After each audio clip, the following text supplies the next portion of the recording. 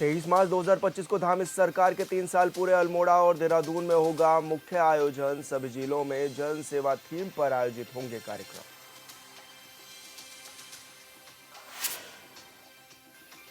मुख्यमंत्री धामी के नेतृत्व में चार धाम यात्रा 2025 के लिए स्वास्थ्य सेवाओं में बड़े सुधार। 154 एम्बुलेंस की गई तैनात। हेलीकॉप्टर और बोट एम्बुलेंस सेवाएं भी उपलब्ध।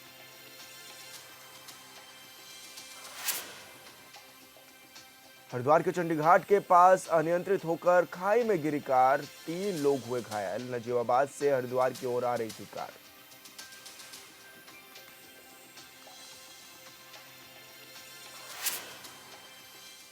नमस्कार, होनबिल टीवी देख रहे हैं आप। मैं हूं आपके साथ विशाल गर्ग। खबरों की शुरुआत करेंगे। मुख्यमंत्री पुष्कर सिंह धामी के नेतृत्व में चारधाम यात्रा 2025 के लिए स्वास्थ्य सेवाओं में बड़े सुधार किए गए हैं। 154 एम्बुलेंस तैनात की गई हैं। इसी के साथ ही हेलीकॉप्टर और बोट एम्बुलेंस सेवाएं भी उपलब्ध हैं।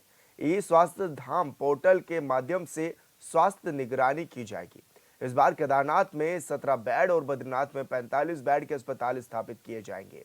इसके अलावा यात्रा मार्ग पर 25 विशेषज्ञ डॉक्टरों की भी तैनाती की जाएगी। इस साल यात्रा मार्ग में 20 मेडिकल रिलीफ पोस्ट, एमआरपी और 31 स्वास्थ्य जांच केंद्र भी स्थापित किए जाएंगे। साथ ही आपको बता दें कि देहरादून, हरिद्वार, पौड़ी और टिहरी जैसे ट्रांजिट जिलों में भी 37 स्थायी स्वास्थ्य केंद्र को सुदृढ़ किया जाएगा।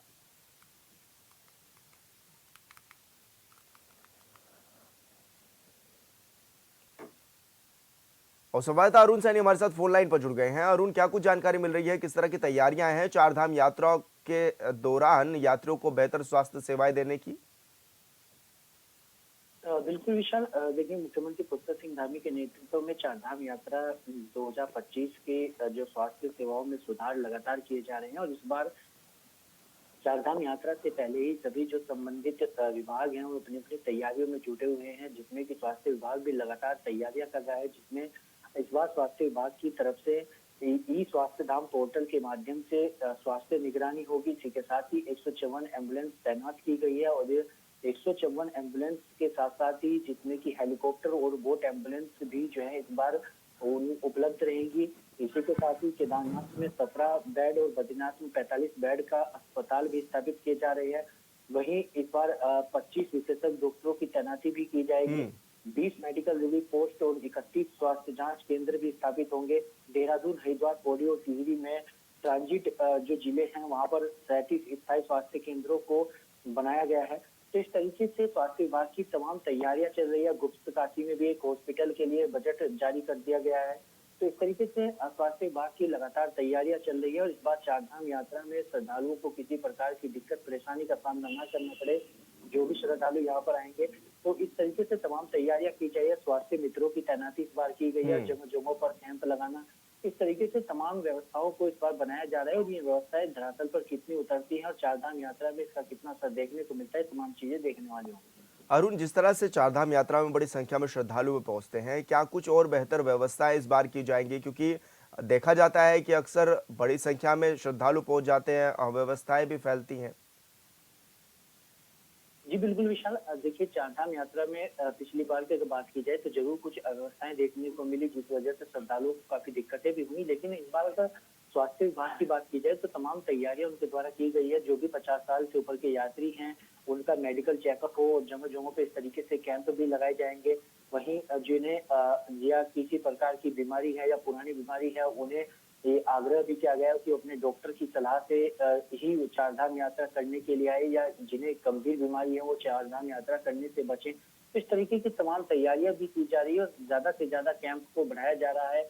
और इसी के साथ ही विशेषज्ञ डॉक्टरों की तैनाती हो या एम्बुलेंस की को बढ़ाना हो, इससे इस तरीके से तमाम तैयारियां स्वास्थ्य विभाग की चल रही है। इसी के साथ साथ ही जो अन्य विभाग है इस यात्रा से संबंधित, वो भी अपनी तैयारियां लगातार कर रहे हैं। बिल्कुल अरुण, आप बने रहिए हमारे साथ। और बड़ी खबर का रुख करेंगे। 23 मार्च को धाम इस सरकार के 3 साल होंगे पूरे। कई कार्यक्रम का होगा आयोजन।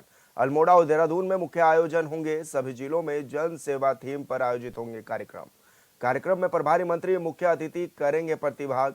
22 मार्च को अल्मोड़ा, 23 मार्च को देहरादून में भी कार्यक्रम होंगे। तो बड़ी खबर आप तक पहुंचा रहे हैं, जहां पर 23 मार्च को मुख्यमंत्री पुष्कर सिंह धामी के 3 साल पूरे हो रहे हैं सरकार में। और मुख्यमंत्री रहते हुए कई ऐतिहासिक कार्य भी पुष्कर सिंह धामी ने किए हैं। और संवाददाता अरुण सैनी हमारे साथ बने हुए हैं। अरुण, जिस तरह से 3 साल का कार्यकाल पूरा होने जा रहा है मुख्यमंत्री का, इस दौरान बड़े ऐतिहासिक फैसले भी लिए गए, किस रूप में इसको देखा जा रहा है और जनता क्या कुछ कहती हुई नजर आ रही है?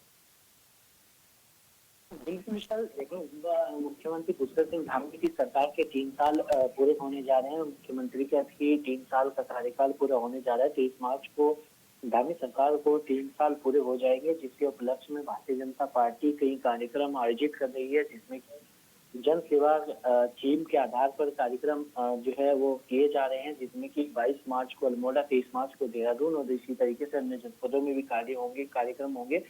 वैसे में इसमें जनपदों में प्रभारी मंत्री वो मुख्य अतिथि के रूप में शिरकत करेंगे और वो जहाँ जहाँ पर प्रभारी मंत्री नहीं है वहाँ पर सांसद जो है वो मुख्य अतिथि के तौर पर शिरकत करेंगे और ये कार्यक्रम आयोजित किए जाएंगे, जिसमें कि जो दामी सरकार की जो उपलब्धियां हैं 3 साल की, उन्हें भी जनता के सामने रखा जाएगा। जिसके साथ ही मुख्यमंत्री पुष्कर सिंह धामी के द्वारा जो भी फैसले लिए गए हैं पिछले 3 सालों में, चाहे वो यूसीसी हो, धर्मांतरण कानून हो, नकल विरोधी कानून हो, दंगा कानून हो या अतिक्रमण हटाने को लेकर के अभियान चलाना हो, इस तरीके से तमाम ऐसे फैसले मुख्यमंत्री पुष्कर सिंह धामी के हैं जिनको भी जनता के सामने वो रखेंगे। और ऐसे में इन फैसलों से मुख्यमंत्री पुष्कर सिंह धामी की लोकप्रियता में भी इजाफा हुआ है। तो इस तरीके के तमाम कार्यक्रम भारतीय जनता पार्टी आयोजित करने जा रही है धामी सरकार के 3 साल पूरे होने के उपलक्ष्य में। अरुण, कहाँ कहाँ पर ये कार्यक्रम भी होंगे, क्या कुछ रूपरेखा भी तैयार कर ली गई है अभी?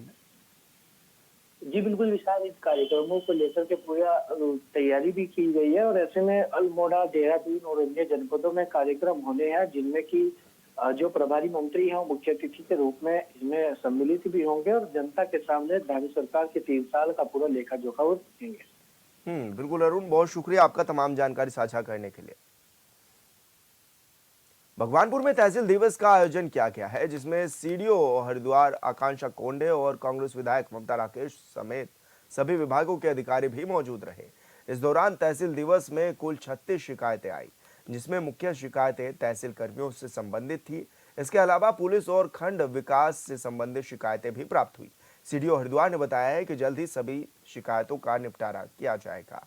अधिकारियों को भी हिदायत दी गई है कि वे अपने स्तर से अगर समाधान ना करें तो यहां तक कि शिकायतें नहीं पहुंचेंगी तो उन पर भी कार्रवाई होगी। वहीं स्थानीय विधायक ममता राकेश ने कहा है कि अफसोस है कि तहसील दिवस में ज्यादा शिकायतें तहसील कर्मचारियों से संबंधित ही आई हैं। कर्मचारियों की हिलावाली के कारण जनता के काम अधर में लटक जाते हैं।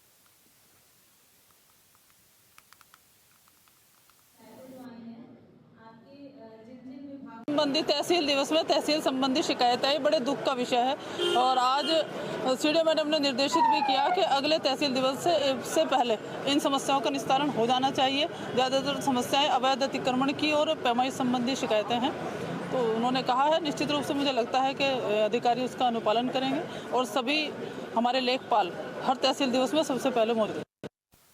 खानपुर विधायक के कार्यालय पर फायरिंग करने के मामले में पूर्व विधायक कुंवर प्रणव सिंह चैंपियन को कोर्ट ने जमानत दे दी है।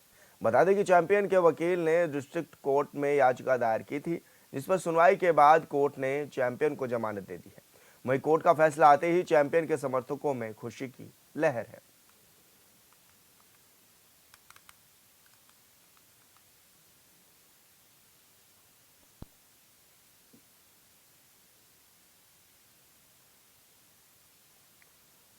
विकासनगर तहसील क्षेत्र के अंतर्गत लक्ष्मीपुर में भूमाफियाओं का ग्राम समाज की भूमि कब्जाने और अवैध प्लाटिंग करने का मामला सामने आया है, जिसको लेकर ग्राम लक्ष्मीपुर के ग्रामीणों ने तहसील मुख्यालय पहुंचकर प्रदर्शन और नारेबाजी की। साथ ही तहसीलदार के माध्यम से उप जिलाधिकारी को संबोधित ज्ञापन देकर भूमाफियाओं के खिलाफ कड़ी कार्रवाई की भी मांग की है।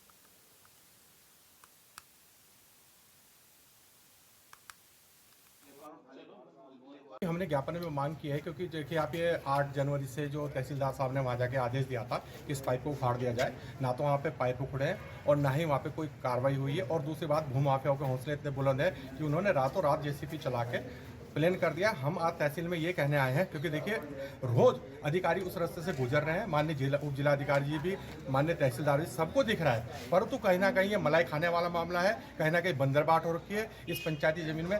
मेरा तो सीधा सीधा आरोप है कि कहीं ना कहीं तहसील स्तर के अधिकारी भी इसमें मिले हुए हैं भूमाफियों के साथ, जो कि पंचायत जमीन पर कब्जा हो रहा है, और इसके लिए हम आंदोलन कर रहे हैं। मैं इनका सहयोग करने आया हूँ क्योंकि जिस दिन तहसीलदार सामने नियुक्ति करती, मैं उस दिन मौके पे मौजूद था। मेरे सामने आदेश दिया गया था कि इन पाइप को तुरंत यहाँ से उखाड़ा जाए, और इनके आदेश के बावजूद भी ना तो पाइप उखड़े और बल्कि कब्जा और हो गया। ये सहसपुर में नेशनल हाईवे रोड पे लक्ष्मीपुर में करोड़ों की संपत्ति है। अभी कहा है कि तहसीलदार साहब ने कि कल आके मैं पाइप हटवा देता हूँ, पर मेरे को लगता नहीं कल हट जाएंगे, क्योंकि जब जनवरी से अब तक नहीं हटे तो शायद अभी भी ना हटे, क्योंकि भूमाफियाओं के कहीं ना कहीं हौसले, हमारे उत्तराखंड में भूमाफिया खंड माफियाओं के हौसले बहुत बुलंद है।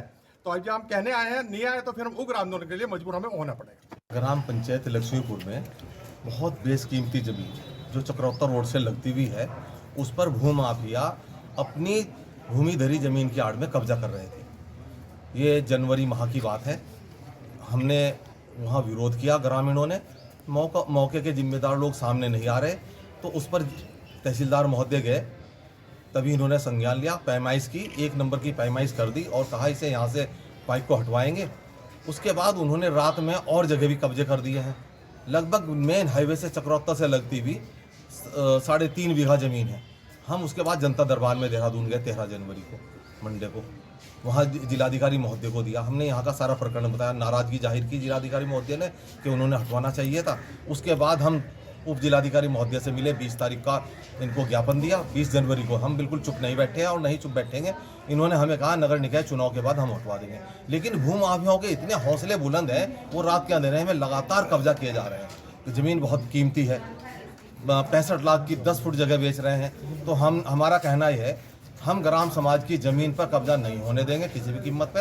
अगर तहसीलदार महोदय ने कल के लिए हमें कहा है, कल वो पाइप नहीं हटे, हम वहाँ धरना देंगे, वहाँ हड़ताल करेंगे, वहीं पर टेंट गाड़ कर बैठेंगे, और उसके बाद यहाँ भी हम यहाँ भी। रुद्रप्रयाग में ग्राम पंचायत रुद्रपुर की गोचर भूमि पर पिटकुल की ओर से अवैध निर्माण कार्य हटाने को लेकर क्षेत्रीय जनता ने जोरदार प्रदर्शन किया है। घंटों सड़क जाम कर लोगों ने सरकार और पुलिस प्रशासन के विरोध में नारेबाजी की। इस दौरान पुलिसकर्मी और आक्रोशित जनता के बीच नोकझोंक हुई, साथ ही धक्का मुक्की भी हुई। वहीं प्रदर्शनकारी महिलाओं को पुलिसकर्मियों ने पकड़कर जबरदस्ती पुलिस वाहन में बैठाया, जिससे आक्रोशित अन्य महिलाओं ने गुप्तकाशी जाखार मोटर मार्ग को रुद्रप्रयाग के पास बड़े बोल्डर रखकर जाम कर दिया।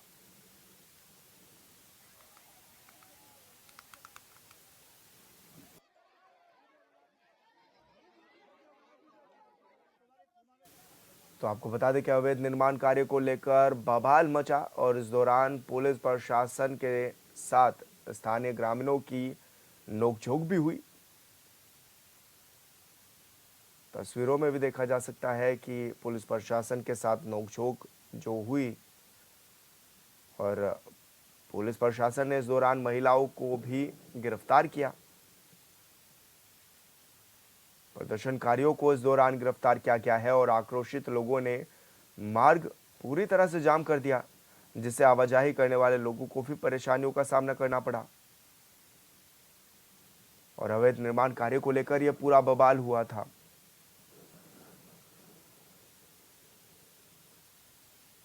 और संवाददाता नीरज कंडारी हमारे साथ फोन लाइन पर जुड़ गए हैं। नीरज, क्या कुछ जानकारी मिल रही है, किस तरह से ये बड़ा बवाल हुआ? लगता है संपर्क टूट गया है, दोबारा उनसे जुड़ने की कोशिश करेंगे। तो आपको बता दें कि प्रदर्शनकारी महिलाओं को पुलिस वाहन में बैठाया गया और आक्रोशित लोगों ने मार्ग भी जाम किया, साथ ही विरोध भी जताया। इस दौरान पुलिस के साथ तीखी नोकझोंक भी देखने को मिली और ग्रामीणों ने पुलिस प्रशासन के खिलाफ भी नारेबाजी की है।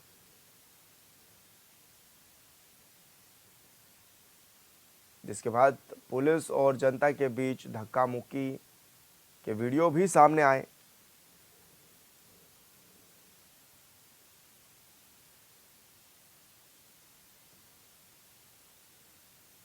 और आक्रोशित लोगों ने इस दौरान मार्ग भी पूरी तरह से जाम कर दिया। स्थानीय लोगों को और आवाजाही करने वाले लोगों को भी परेशानियों का सामना करना पड़ा। पिरानकलियर के धनोरी गेट के पास बीती रात उस वक्त हड़कंप मच गया जब एक खाली घर में अचानक मगरमच्छ घुस आया। मगरमच्छ को घर में देख स्थानीय लोग घबरा गए और आनन फानन में इसकी सूचना पुलिस को दी। मौके पर पहुंची पुलिस ने स्थिति को संभालते हुए तुरंत वन विभाग को जानकारी दी। वन विभाग की टीम ने विशेष उपकरणों की मदद से मगरमच्छ को सुरक्षित पकड़ने का अभियान शुरू किया। करीब 1 घंटे की मशक्कत के बाद वन विभाग और पुलिस की संयुक्त टीम ने मगरमच्छ को पकड़ लिया। इसके बाद उसे सुरक्षित स्थान पर भी छोड़ा गया है।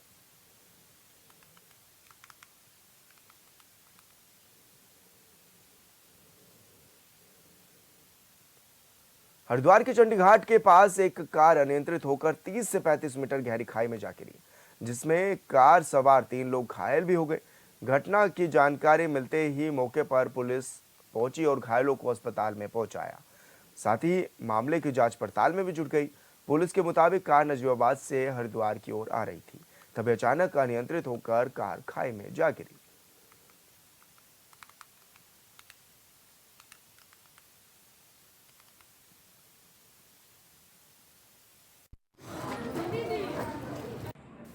ड्रग फ्री देवभूमि अभियान के तहत एसपी चंपावत अजय गणपति ने मादक पदार्थों की तस्करी करने वाले गिरोह के खिलाफ कार्रवाई के निर्देश दिए हैं। एसपी के निर्देश पर थाना बनबसा पुलिस और एसओजी टीम ने सोमवार को रात्रि चेकिंग अभियान चलाया। एसपी चंपावत अजय गणपति ने पुलिस चेकिंग के दौरान एक मोटरसाइकिल सवार व्यक्ति जो कि चकरपुर से बनबसा की ओर जा रहा था, पुलिस को चेकिंग करता देख तीव्र गति से बमनपुरी होते हुए नदी की ओर भाग निकला। पुलिस को पीछे आता देख युवक ने पुलिस पर फायरिंग कर दी। जवाबी फायरिंग में आरोपी के पैर में गोली लग गई। आरोपी के कब्जे से तमंचा और कारतूस भी बरामद किया गया है।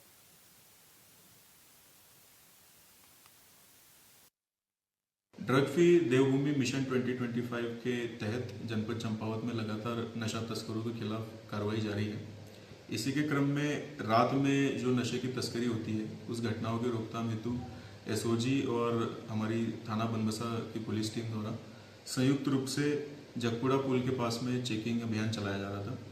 इसी दौरान एक मोटरसाइकिल सवार व्यक्ति चकरपुर की ओर से बनबसा की ओर आ रहा था, जो पुलिस टीम को देखते ही तीव्र गति से हुड्डी नदी की तरफ भागने की फिराक में था। संदिग्धता पाई जाने पर पुलिस टीम ने उसका पीछा किया और उसको पकड़ते समय मुठभेड़ हुई।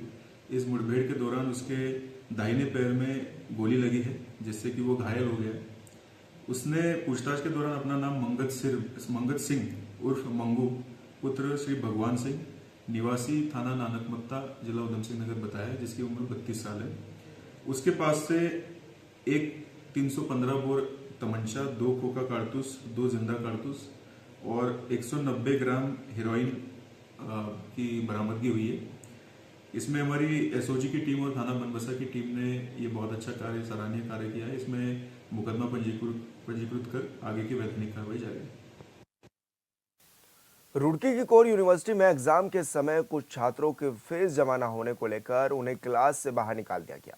इसी मामले को लेकर छात्रों ने कॉलेज परिसर में धरना देते हुए यूनिवर्सिटी प्रबंध पर धमकाने का भी आरोप लगाया है। इस मौके पर छात्रों के साथ एनएसयूआई के जिलाध्यक्ष आशीष चौधरी भी मौजूद रहे। वहीं जब मीडिया पूरे मामले की कवरेज करने के लिए यूनिवर्सिटी पहुंची तो उन्हें भी रोक लिया गया, जिसके बाद छात्रों ने यूनिवर्सिटी के गेट पर विरोध प्रदर्शन किया।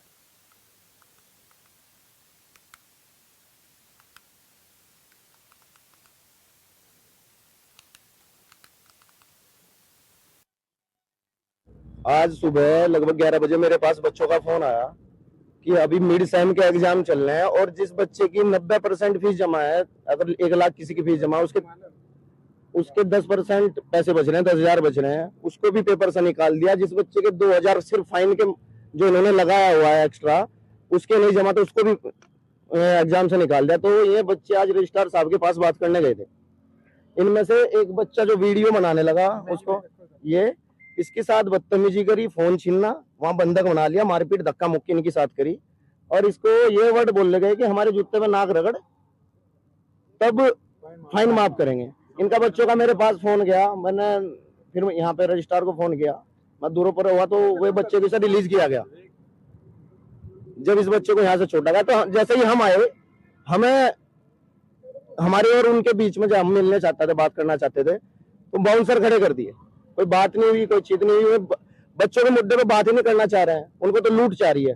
किसानों के, मजदूरों के बच्चे हैं ये, तो इनका पेमेंट 10 दिन लेट भी आएगा, 10 दिन सवेरे भी आएगा। अगर इनका 10 दिन लेट, आज सारे बच्चे फीस जमा करने आए हैं, कल भी आए थे, लेकिन फाइन लगा रखा है 10-10 हजार, 12-12 हजार, 8-8, 8.5 हजार। कहाँ से देगा किसान और मजदूर?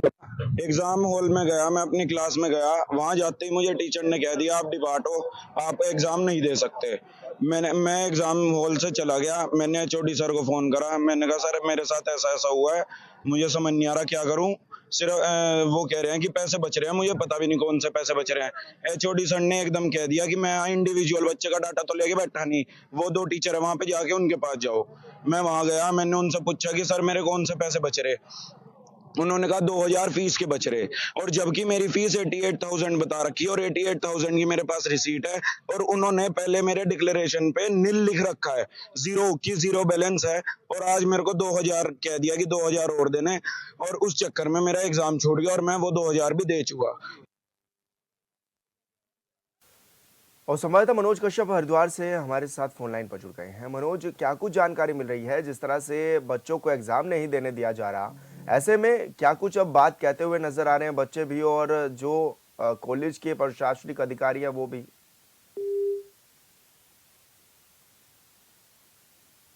लगता है मनोज का संपर्क टूट गया है। दोबारा मनोज से जुड़ने की कोशिश करेंगे। तो आपको बता दें कि कॉलेज के बच्चे थे जो कि जब एग्जाम देने गए तो उनको एग्जाम नहीं देने दिया गया, और इस दौरान धरना देने को अब छात्र मजबूत होते हुए नजर आए।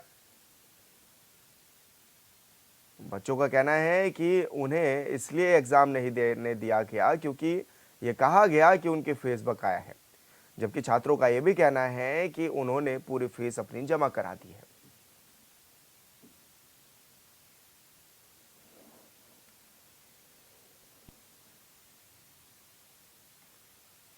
रुड़की की नवनिर्वाचित मेयर अनीता अग्रवाल ने नगर निगम के कई कार्यालयों और फूड वाटिका का निरीक्षण किया है।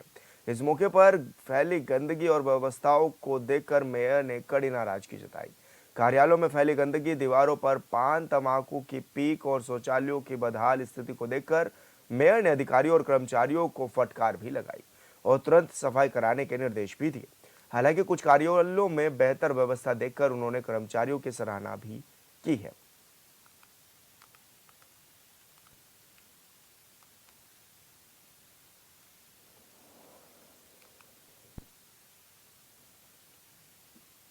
और फिलहाल इस बुलेटिन में इतना ही। आप देखते रहिए हॉर्नबिल टीवी। नमस्कार।